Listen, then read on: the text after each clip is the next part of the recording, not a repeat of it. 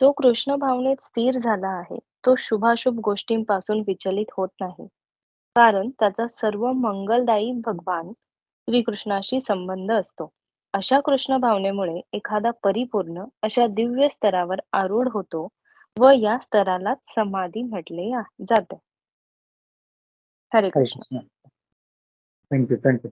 तर इथे जसं मागच्या वेळेस पण आपण बोलत होतो की समाधी म्हणजे हे एक आर्टिफिशियल असं म्हणजे डोळे बंद करून बसणं आणि आपल्या आपल्या बुद्धीला किंवा आपल्या मनाला काही मिनिटांसाठी फोकस करणं. समाधी म्हणजे त्याची ती अवस्था नेहमी असते. जसं प्रल्हाद महाराज होते, जसं मीराबाई होती.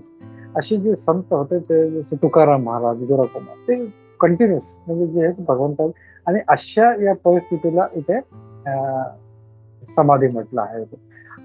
अशा कृष्ण भावनांमुळे एखादा परिपूर्ण अशा दिव्य स्तरावर आरूढ होतो आणि या स्तराला समाधी म्हटले. तर इथे म्हणजे त्या भगवंताशी संबंध असल्यामुळे तो इतका म्हणजे त्याची जी चेतना आहे ती वर जाते की तो भगवंताशिवाय कुठलंही ध्यान करू शकत.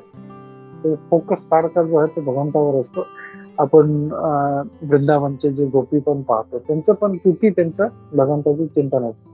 एकदा नारद मुनी चालले होते आणि त्यांनी जंगलामध्ये पाहिलं एक गोपी ध्यान करते.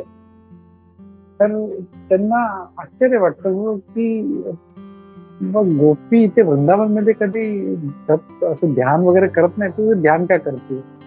ती बोलती हा कृष्ण सारखा माझ्या मनामध्ये असतो, त्याला काढण्यासाठी मी ध्यान करते, त्यासाठी फोकस करते. हा बाबा माझ्या मनातून माझ्या ध्यानमधून निघायला पाहिजे. तर जस्ट इमॅजिन त्यांची काय त्यांची चेतना किती म्हणजे एवढी होती की त्यांना त्यांना त्याच्यासाठी म्हणजे त्याच्यासाठी ते समाधी लावले हा माझ्या मनातून निघाला पाहिजे, इतकं सारखं त्यांचं चिंतन असायचं. तर त्याची समथिंग ना एकदम खूप हाय लेवलच्या चेतनाचे हे गोपी होत्या.